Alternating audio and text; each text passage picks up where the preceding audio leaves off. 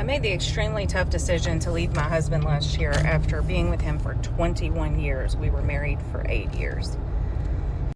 And my ex-husband is not a bad guy, wonderful father. But there were some things that would send people into orbit when I would tell them things. Like, number one, and I'm not exaggerating, my ex-husband did not tell me that he loved me. That sends people into outer space when I tell them that. That was something that I accepted, we'll call it accepted, but now I see it as settling. I had accepted this about him, but what ended up happening is years and years and years of what I will consider emotional neglect, unintentionally.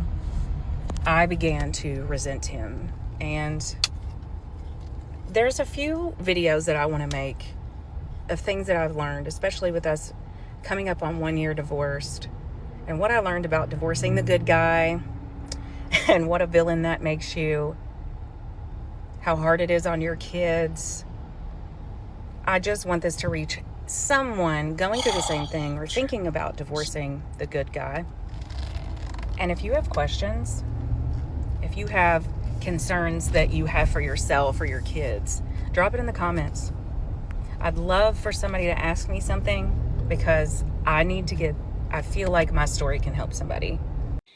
All of these women say the same thing. You know what? I'm on the internet and I'm doing this because I feel like my story can help somebody else.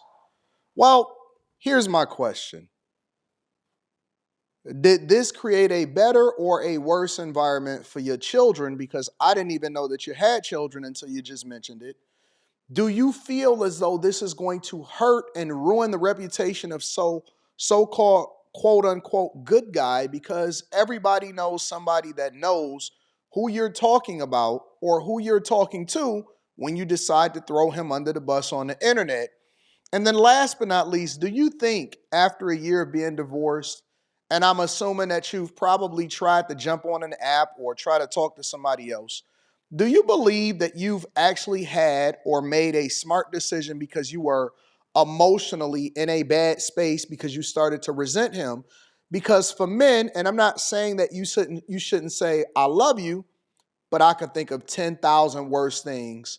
And a lot of times for men, the way that we show that we love you is through our actions, not necessarily through our words.